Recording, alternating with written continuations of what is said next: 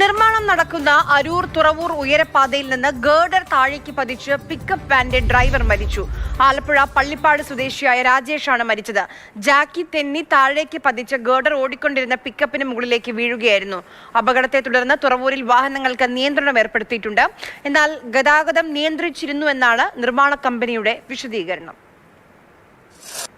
നമ്മളിത് ലിഫ്റ്റ് ചെയ്ത് അതിനുശേഷം ഇതിൻ്റെ അടിയിലേക്ക് ബിയറിങ് കയറ്റി വെക്കുകയാണ് ചെയ്തത്. അപ്പം ലൊക്കേഷനിൽ അതിൻ്റെ പൊസിഷനിൽ എത്തിയതിന് ശേഷം ആണ് വാഹനം കടന്നു പോയത്. അതിനടിയിൽ ബിയറിങ് വെക്കേണ്ട ആ ഒരു ടൈമുണ്ട്. ആ ടൈമിനുള്ളിലാണ് ഇത് സംഭവിക്കുന്നതാണ്. അല്ല, അത് പരിശോധിക്കാണ്ടിരിക്കുന്നത്. അത് ഇപ്പം രാത്രിയിലാണെങ്കിൽ ഇങ്ങനെ നടന്നിട്ടുള്ളത് നമ്മളത് ചെയ്തതാണ്.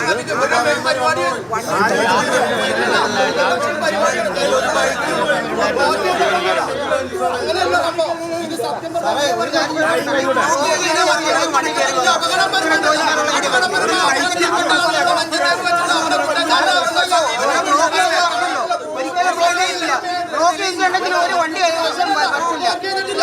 ശരിയാണോ? അത് പറയരുത്. ന്യൂസിലാൻഡ് മുമ്പ് ചോദിച്ച് പറയാം.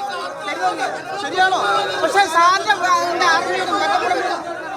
അപകടം നടന്ന സ്ഥലത്ത് നിന്ന് ബിനിലും വിഷ്ണു പ്രകാശും പള്ളിപ്പാട്ട് രാജേഷിന്റെ വീട്ടിൽ നിന്ന് ഷിനോ ജസ്റ്റിയും നമുക്കൊപ്പം ചേരുന്നുണ്ട്.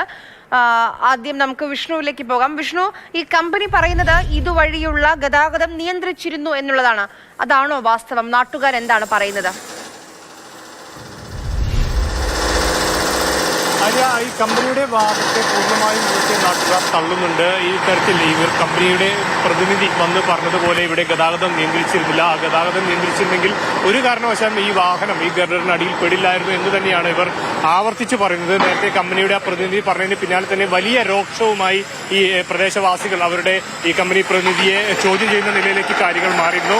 കാരണം നേരത്തെ ഇന്ന് പുലർച്ചെ 2:30 ഈ ഒരു അപകടം ഉണ്ടാകുന്നത്. ഈ അപകടം സംഭവിക്കുമ്പോൾ ഈ രണ്ട് പാതയുണ്ട്. അതായത് എറണാകുളവും ആലപ്പുഴ ഈ ദേശീയപാത 66 രണ്ട് പാതയുണ്ട്. അത് എറണാകുളം വശത്തേക്ക് പോകുന്നത് ഒരു വഴിക്കും അതുപോലെ ആലപ്പുഴയ്ക്ക് പോകുന്നത് മറ്റൊരു വഴിക്കും. ഇത് ആലപ്പുഴയ്ക്ക് പോകുന്ന ആ വഴി അവിടെ ഇതിന്റെ നിർമ്മാണ പ്രവൃത്തിയുമായി ബന്ധപ്പെട്ട ഒരു ക്രെയിൻ കുറുകെ കടന്നതിനാൽ തന്നെ ഈ എറണാകുളം ഭാഗത്തേക്ക് പോകുന്ന ആ ഒരു വഴിയിലൂടെയാണ് ഈ രണ്ട് ദിശയിലേക്കും വാഹനങ്ങൾ കടത്തിവിട്ടിരുന്നത്. അതുകൊണ്ട് തന്നെ ഈ വാഹനം കടന്നു പോകുന്ന ആ ഒരു ഗ്യാപ്പിലായിരുന്നു ഈ ഗർഡർ വീഴുന്നതും തുടർന്ന് ഈ വലിയ ദാരുണമായിട്ടുള്ള ഒരു അപകടം സംഭവിക്കുന്നതും. ഒരു തരത്തിലും ഇവിടെ യാതൊരുവിധ സുരക്ഷാ മാനദണ്ഡങ്ങളും പാലിച്ചിരുന്നില്ല. ഇത് ഇന്നത്തെ മാത്രമുള്ള ആക്ഷേപമല്ല. ഈ പാതയുടെ നിർമ്മാണം ആരംഭിച്ചത് മുതൽ ഇതേ ആക്ഷേപം ഇവിടെയുള്ള ആളുകൾ പറയുന്നുണ്ട്. ഏതാണ്ട് 50-ൽ താഴെ ആളുകൾക്ക് ഇതിനോടകം തന്നെ മരണം സംഭവിച്ചിട്ടുണ്ട്. ഈ ഗർഡർ വീണുള്ള അപകടത്തെ തുടർന്നുണ്ടാവുന്ന മരണം ഇത് ആദ്യമാണെങ്കിലും നിരവധി തവണ ഇത്തരത്തിൽ കൃത്യമായി സർവീസ് റോഡ് മെയിൻറ്റെയിൻ ചെയ്യാത്തതിനാലും അതുപോലെ തന്നെ പല കുഴി ഈ റോഡിൽ ഉണ്ടായിരുന്ന കാനയിലോട്ടും മറ്റും വാഹനങ്ങൾ വീണ്ടും മറ്റുമായി നിരവധി മരണങ്ങളും അപകടങ്ങളും ഇതിനോടകം തന്നെ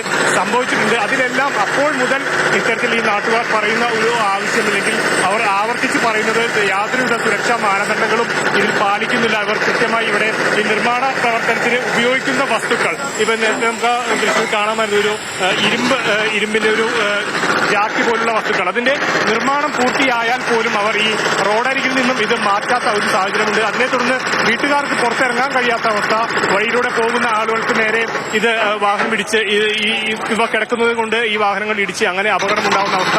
കൂടാതെ മുകളിൽ നിന്നും ഈ കോൺക്രീറ്റ് അടക്കമുള്ള ഇതിന്റെ ഈ വാർക്കൽ കഴിഞ്ഞിട്ട് അവശിഷ്ടങ്ങൾ അതിന്റെ സ്ലാബും മറ്റും മാറ്റുമ്പോൾ ഈ കോൺക്രീറ്റിന്റെ പാളികൾ അടർന്നു വീഴുന്നത്, വെൽഡ് ചെയ്യുമ്പോൾ അതിന്റെ തീഗോളങ്ങളെല്ലാം താഴേക്ക് പതിക്കുന്ന തരത്തിൽ നിരവധി കാര്യങ്ങൾ ഈ ആളുകൾ ചൂണ്ടിക്കാട്ടുന്നുണ്ട്. പക്ഷേ ഇതിനൊന്നും പ്രോപ്പറായിട്ടുള്ള ഒരു പരിഹാരമോ ഇല്ലെങ്കിൽ അത് തടയാൻ വേണ്ട നടപടികളോ ഈ കമ്പനി എന്താണ് സംഭവിച്ചതെന്ന് നമുക്ക് വിശദീകരിച്ചിരുന്നത്.